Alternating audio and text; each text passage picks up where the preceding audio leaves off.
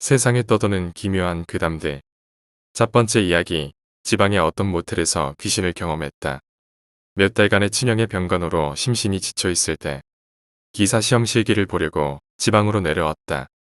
막상 시험을 보긴 해야 했지만 형 걱정에 항상 신경이 곤두서 있고 예민하기만 했던 전날인데 그래도 시험은 봐야 했기 때문에 숙소를 잡으려고 시험장 근처 모텔을 탐색하던 중 아무리 둘러봐도 모텔이 하나뿐이어서 선택권이 없이 그곳으로 들어갔다. 외관상 허름해 보이고 출입문은 철로 된 튼튼한 문이었지만 방으로 통하는 문은 나무 합판으로 된 연식이 꽤 되어 보이는 갈색의 문이었다.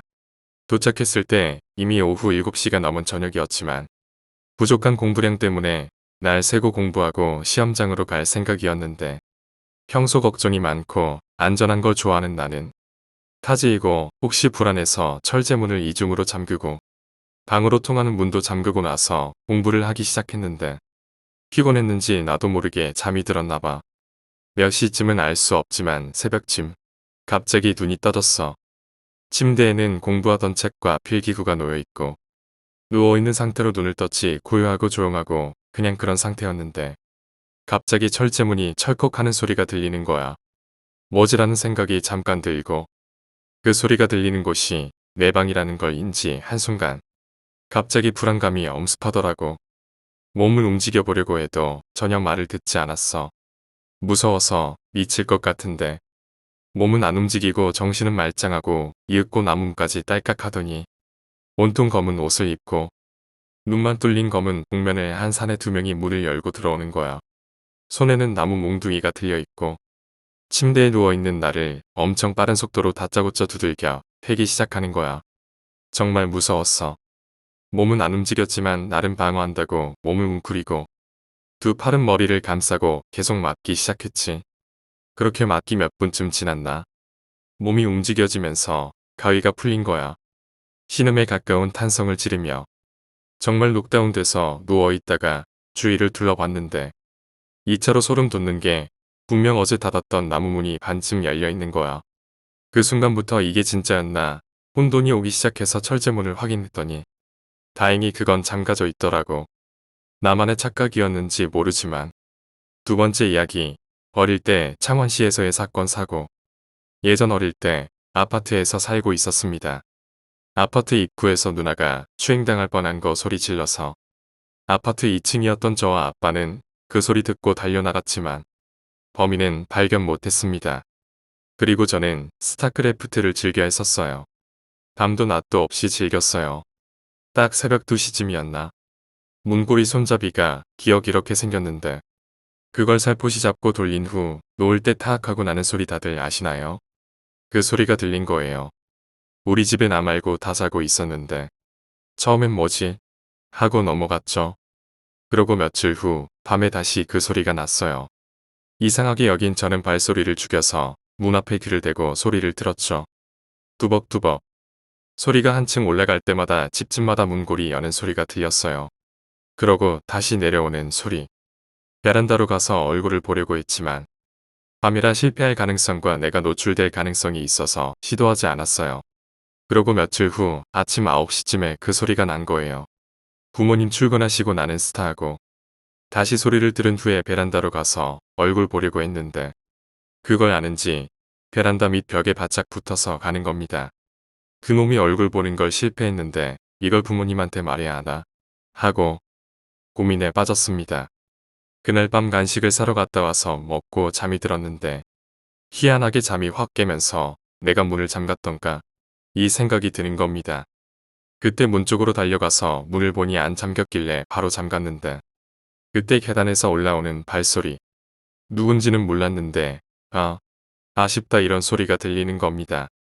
그걸 들은 저는 우악하고 소리를 질렀고 부모님 다 깨고 경찰 부르고 난리 났었죠. 그 후로 한동안은 엄청 조용했습니다. 그리고 며칠 됐는지는 모르겠는데 길 건너 맞은편 집이 있는데 2층이 불이 난 겁니다. 뭔 일인지는 모르겠네요. 그리고 또 며칠이 됐는데 100m 부근 미용실이 있는데 거기에 불이 또 난 겁니다. 새벽에 웅성웅성 소리에 깨서 부모님이랑 나가서 보았습니다. 경찰이 오고 소방차도 오고 목격자가 있었는데 옆에서 들은 주민이 이야기해 주더군요. 미용실에 누나 한 분만 운영하시는데 원래 일찍 문 닫는데 아는 분이랑 대화하고 그러다가 늦게 닫았다더군요. 아는 분은 가셨고 문을 닫으려는 찰나에 손님으로 들어와서 가위로 여러 번 찌르고 난 후에 불을 질렀다고 합니다. 실화이며 장소는 창원시 회원구 교방동 6일 약국 근처입니다. 세 번째 이야기. 귀신이 존재하긴 하나보다. 내가 고2 때 친구들이랑 여름방학 때 어디를 놀러 갈지 고민하다가 우리 외할머니 집에 가자고 말이 나와서 전남에 있는 외할머니 집에 놀러를 갔어. 오랜만에 간 것도 있는데 친구들이랑 가니까 뭔가 느낌이 신기하더라고. 물놀이도 하고 놀다가 나는 오랜만에 할머니 집 왔으니까 친구들이랑 놀기보단 당시 고2 때지만 내가 좋아하던 조카들이 있어서 그 조카들이랑 놀아주고 하는 게 더 재밌더라고. 친구들은 낯선 곳에 친구의 할머니 집 왔는데 그 친구는 자기들을 잘 안 챙겨주니까 좀 심심했었나 봐. 그래서 그 중에 한 친구가 물놀이 갔다 오고 한 6시, 7시쯤 그때 여름이랑 해가 안 떨어지고 밝았었어. 냇가에서 놀다 와서 다른 친구들은 다 쉬고 있는데 그 친구만 혼자 나와서 시골 구경하면서 곤충 채집을 했어. 그 친구는 원래 곤충이나 벌레들을 좋아해서 혼자 곤충 잡으러 다니는 거를 좋아하거든. 내가 그림을 잘 못 그려서 발지도를 하나 만들어서 줬어. 암튼 그 지도 보면 시골에서 할머니 할아버지 분들 쉬는 정자 있고 그 옆에 오르막길 하나 있잖아.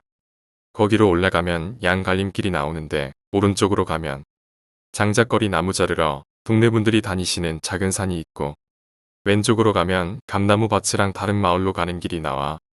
내가 그림을 못 그려서 그러지 도로도 깔려 있고 아주 잘 돼 있어. 그런데 곤충 채집하던 친구가 자기도 모르게 그 오르막길로 올라갔대. 다 올라가면 두 갈래 길에서 보는데 감나무 밭 쪽에 어떤 분이 감나무 밭 쪽에서 감나무 밑에 사람이 서 있었대. 그래서 일하는 사람인가 하고 저수지가 있는 산으로 향하는데 뭔가 이상해서 2초도 안 되는 순간 다시 밭에서 일을 하고 있는 사람을 쳐다보려고 뒤를 돌았는데 아무도 없다는 거야. 사람이 2초 만에 갑자기 사라진 거 보고 친구는 뭔가 이상하게 생각해서 다시 외할머니 집으로 돌아와서 친구들한테 방금 있었던 일을 말을 하더라고. 다 지쳐서 힘들어진 친구들은 그냥 한 귀로 듣고 흘렸고 다시 집으로 돌아갔었어. 그러고 1년 뒤 다시 여름방학 때 이번엔 부모님이랑 외할머니 집에 내려갔는데 그 오른 막길에 있던 감나무 밭을 지나서 할머니 집을 간 중에 엄마가 이런 이야기를 하더라고. 여기 감나무 밭에서 엄마 어렸을 때 옆 동네에 남편이 바람나서 도망갔는데 그 일 때문에 젊은 마누라가 여기 감나무에서 목매달고 자살했다고 하더라고. 그 뒤로 여기서 귀신을 봤다는 사람이 많아져서 운전할 때도 절대 혼자선 이 길 안 지나가는데 다 같이 있으니까 지나가는 거라고 이야기를 하더라고. 시골들은 대부분 겁이 없으신지 어르신분들이 어두운 곳도 잘 다니시고 하는데 그곳은 절대 안 지나간다고 하더라고. 진짜 귀신 나온다고 혹시라도 나도 지나가지 않게 조심하라고 말하는 걸 듣는데 그 순간 내 친구가 해줬던 이야기가 생각나서 소름 돋더라고.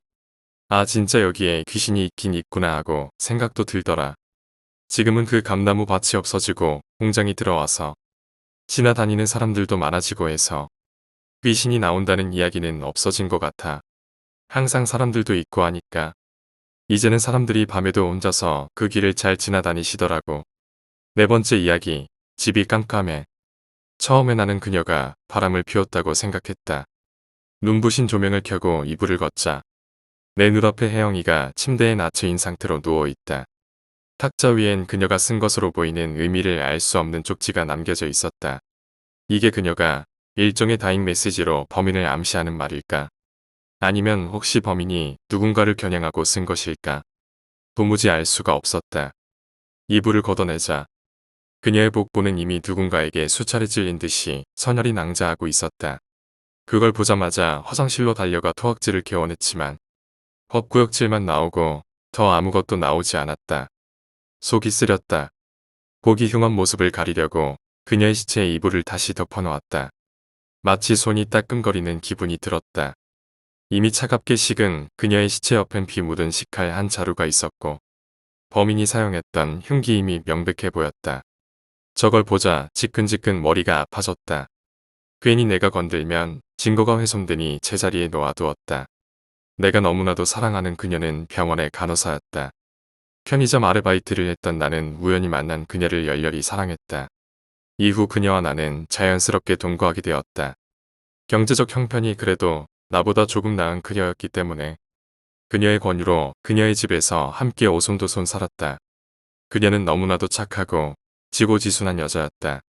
내가 두 번 다시 이런 여자를 만날 수 없을 거로 생각할 정도였다. 나는 여느 때처럼 야간 일을 마치고 집에 왔고 샤워하고 잠이 들기 전에 이미 침대에서 잠든 그녀에게 입맞춤하려 했었을 뿐이다. 그런 그녀가 늦은 밤인 12시 30분인 지금 싸늘한 시체로 죽어 있다는 사실이 마치 고약한 장난처럼 느껴졌다. 똑똑하고 현명한 그녀가 이렇게 허무하게 죽을 리가 없다. 그녀의 머리를 쓰다듬고 이미 죽은 그녀의 흉부를 심폐소생술을 하듯이 몇 번이나 압박했다. 내가 그녀의 가슴에 힘을 가해봤자 오히려 남아있던 신체에 피가 복부에 상처를 통해 밖으로 조금씩 더 새어나올 뿐이었다. 늑골이 주저앉을 때까지 했지만 그녀의 의식은 전혀 돌아오지 않았다. 그녀의 시체 주변을 보니 침실로부터 집 밖으로 나가는 신발의 검은 발자국 같은 것이 보였다. 족적이 명확하다. 경찰이나 구조대를 부를까? 그러나 거실 전화선을 보니 범인이 이미 선을 끊어 놓았다. 수화기는 마치 그녀가 긴급하게 누르려고 했었던 것처럼 아무렇게나 놓여 있었고 수화기 근처에도 드문드문 피가 묻어 있었다. 전화선은 먼저 끊어 놓은 것인가? 아니면 범행을 저지르면서 끊은 것인가? 그녀의 동선을 따라가 보니 피는 현관과 바로 그 옆에 화장실로 이어졌다. 화장실의 거울은 일부가 깨져 있었다. 화장실에는 그녀 집으로 들어오는 여분의 키가 놓여 있었다. 화장실 벽과 거울, 욕조엔 피가 가로 방향으로 튀어 있었다. 범인은 아마 그녀를 이곳 화장실에서 찌른 것 같았다. 그리고 여기서 강간이라도 한 듯이 그녀의 속옷이 여기저기 벗어져 있었다. 도저히 참을 수 없는 분노가 올라왔다. 범인을 잡으면 반드시 뼈까지 씹어 먹을 것이다. 그런다고 죽은 혜영이가 돌아오진 않겠지만, 그렇다고 내 화가 풀리진 않겠지만 그렇게라도 해야만 할 것 같았다. 홧김에 화장실 거울은 주먹으로 때렸다. 주먹에서 피만 나오고 오른손은 마치 걸레처럼 지시겨졌다. 얼마 전 그녀가 누군가에게 스토킹을 당한다고 했던 말이 떠올랐다. 설마 그땐 장난처럼 웃어넘겼던 일이 이런 결과가 될 거라곤 꿈에도 생각하지 못했다. 그저 정신이 조금 이상한 환자에게 착하고 친절하게 대한다는 것이 이런 후폭풍을 불러올 거라곤 그녀는 몰랐던 것 같다. 그녀에게 집적되던 남자가 심지어 번호를 묻고 애써 무시했지만 그녀의 출퇴근 시간에 몇 번이나 멀리서 마주쳤다는 것이다. 내가 그녀를 지켰더라면, 그녀의 곁에만 있어 주었더라면, 밝은 조명 아래 그녀의 시체를 도저히 보고 있지 못하여서 차라리 집안에 불을 꺼두었다. 미칠 것 같다. 그때 그 말을 귀담아 들었더라면 이런 말도 안 되는 일은 일어나지 않았을 텐데 스스로 자괴감에 정말 당장이라도 미칠 것만 같았다. 그녀를 따라 함께 죽을까 생각이 들 정도였다. 스스로가 도저히 용서되지 않았다. 그냥 그녀의 곁에 있어 주기만 했더라면 이런 일은 일어나지 않았을 테니까. 내 휴대전화가 어딨는지 보이지 않는다. 나도 제정신이 아니다. 아무리 내 주머니를 헤집어 보아도 내 휴대전화는 보이지 않았다. 이렇게 된 이상 얼른 나가서 공중전화로 전화라도 걸든지 옆집 이웃에게 부탁하든지 혹시 비명 같은 것은 듣지 못했는지 어떤 정보라도 필요하다. 일단 화장실에서 여분의 키를 챙겨 나왔다. 난 혜영이를 너무 사랑했다. 이젠 그녀의 사랑에 보답하는 길은 오직 그녀를 죽인 범인을 찾아서 복수하는 일뿐이다. 나는 그런 목적에 대한 모종의 사명감을 가지게 되었다. 나는 할 수 있다. 반드시 할 수 있다. 범인을 어떻게든 죽이고야 말겠다. 기가 미칠 듯이 끌어올랐다. 분노가 내 정신을 지배했다. 따르릉 따르릉. 응. 정신이 혼미한 와중에 휴대전화 벨소리가 들렸다. 벨소리가 들리는 대로 따라가 보자 혜영이의 집 밖에서 들리는 소리였다. 문을 열고 집 밖을 나가자 바로 문 앞에 누군가의 핸드폰이 놓여 있었다. 현장을 온전히 보존해야 된다는 생각에 조심히 문을 닫았다. 핸드폰 액정에는 매 10분 간격 울림 휴대폰을 바닥에 내려둘 것이라는 알람이 떠 있었다. 바닥에 휴대폰을 내려두라는 게 무슨 의미인지 모르겠지만 일단 원래의 위치에 그대로 두었다. 내 주머니에 불룩 튀어나온 무언가가 있어 만져보니 열쇠가 하나 있었다. 딩동. 아무도 없나? 열쇠를 문에 꽂으니 공교롭게도 딱 맞았지만 갑자기 들어가는 건 예의가 아닌 것 같아서 벨을 먼저 눌렀다. 혜영이의 집 현관 벨을 눌러도 아무 인기척이나 반응도 없었다. 뭔가 이상하다. 어쩔 수 없이 열쇠로 문을 열고 그녀의 집에 들어갔다. 근데 집이 왜 이렇게 깜깜해? 5번째 이야기. 초등학교 때의 실화 괴담. 초등학교 5학년 때였나. 추석날 친구 집 놀러 가려고 시골 마을 마을버스를 탔는데 현금이 10,000원짜리밖에 없어서 요금통에 10,000원을 집어넣었지. 넣으면서도 아차 했는데 20년 전 당시는 10,000원짜리는 요금통에 넣으면 안 되고 미리 말하고 터미널 도착하면 기사 아저씨가 잔도를 주고 냈거든. 역시나 기사 아저씨 미간이 찌부러지더니 도착하면 거스름돈 준다고 일단 앉으래. 그래서 맨 앞자리에 앉아 있었지. 그런데 갑자기 기사 아저씨가 무슨 생각이 났는지 저기 아저씨 요금도 내가 좀 내줄 수 있냐고 하더라고. 그래서 그 아저씨를 보니까 정장 차림에 그냥 보통 아저씨 같이 생겼더라고. 그래서 그냥 알았다고 했지. 그 아저씨는 고맙다고 도착하면 농협에서 돈 찾아서 갚을게 해서 그냥 알았다고 했지. 근데 농협 가보니 휴일이라 문이 닫힌 거야. 그래서 그냥 못 받는 셈 치고 나는 친구 만나러 왔으니 가본다고 인사하고 바르는데 추석인데 혹시 옷 필요하지 않냐고. 2시 가면 아마 은행은 할 것 같은데 만약 열렸으면 돈 찾아서 내 옷을 사준다는 거야. 갑자기 솔깃했지. 한참 메이커 좋아하는 나이인데 메이커로 옷과 신발도 사준다고 하니 솔직히 혹하더라고. 그래서 그 아저씨랑 옆 도시로 버스 타고 은행을 갔는데 역시나 닫힌 거야. 10,000원 들고 나온 거 거의 다 써버리고 멍 때리고 있는데 그 아저씨가 전화 좀 일단 하자 하고 은행 근처의 지하 다방을 들어갔는데 짜리몽땅한 남자 손님 하나와 레지 2명이 수다 떨고 있더라고. 그래서 그냥 옆에 남는 의자에 앉아서 통화하는 거 기다리고 있는데 그 아저씨가 누구랑 통화를 하는데 그 내용을 어째 짜리몽땅한 남자가 들었나봐. 그러더니 나한테 오더니 너 저 아저씨랑 어떻게 아는 사이야? 라고 물어보더라고. 그래서 아무 생각 없이 지금까지 있었던 일을 사실대로 말했지. 그랬더니 갑자기 그 짜리몽땅한 아저씨가 그 남자 멱살을 잡더니 쌍욕을 하더니 싸우는 거야. 왜 그런진 몰랐지. 당황스럽고. 갑자기 나도 10,000원 날린 것 때문에 서럽고 갑자기 싸우니까 무서워서 울었지.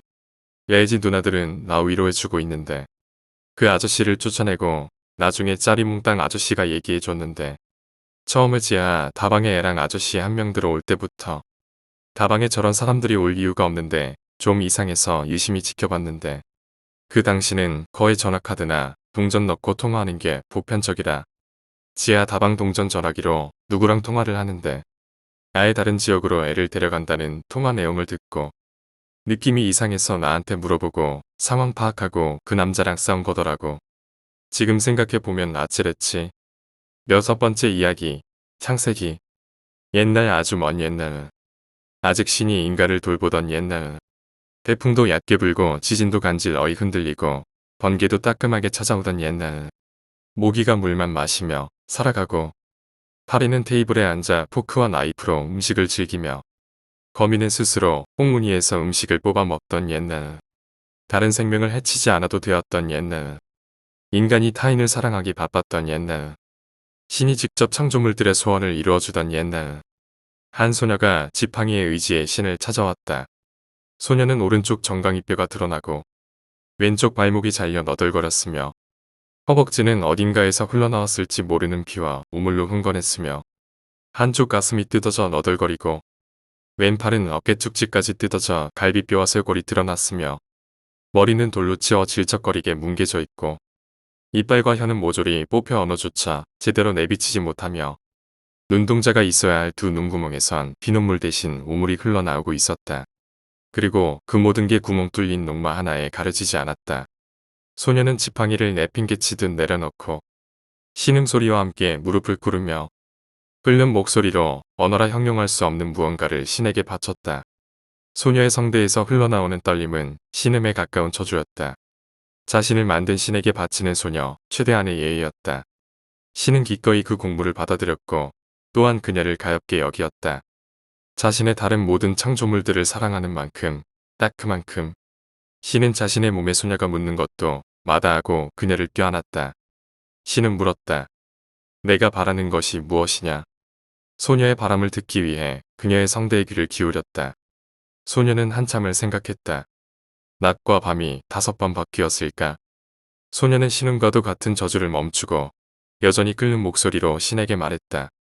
당신이 죽었으면 좋겠습니다. 소녀는 알을 다 낳은 연어와 같이 무너졌다. 신은 소녀를 꼭꼭 씹어 먹기 시작했다. 오른쪽 엄지손톱부터 시작해 소녀의 가여운 성대를 지나 마침내 소녀의 심장에 이르기까지 전부 맛을 느끼며 씹어 먹었다.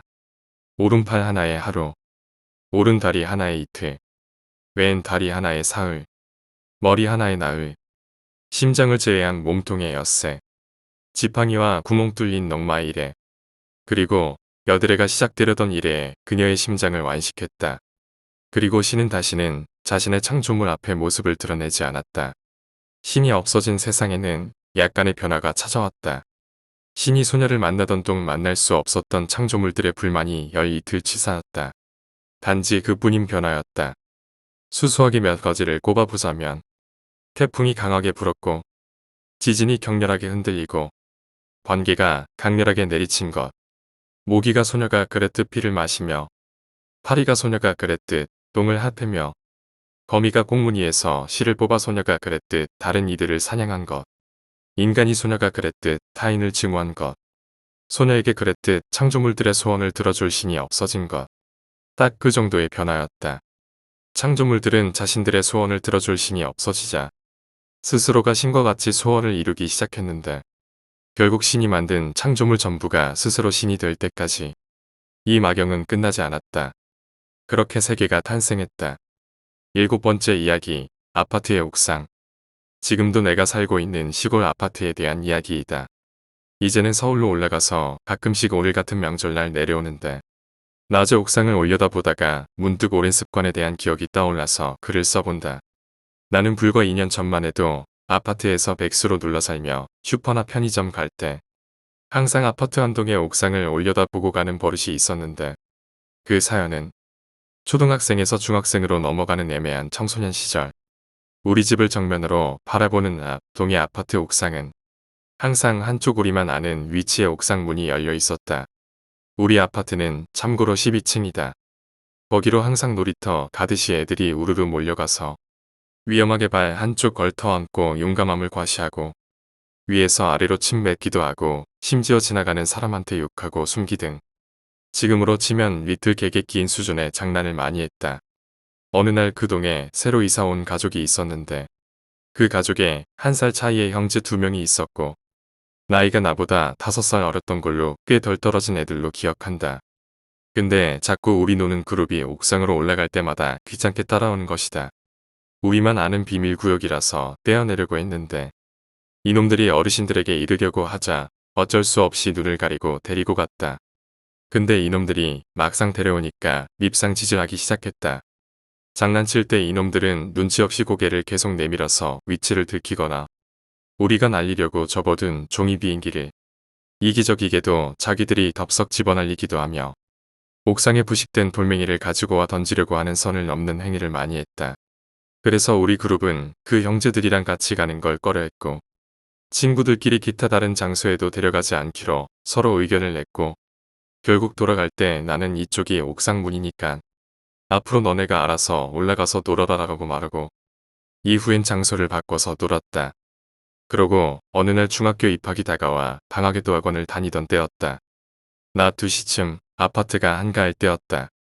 우리 집 아파트 라인 입구를 벗어나 아파트 인도를 걷고 있는데 건너 아파트 동에서 소름 끼치는 소리가 났다. 순식간이었다.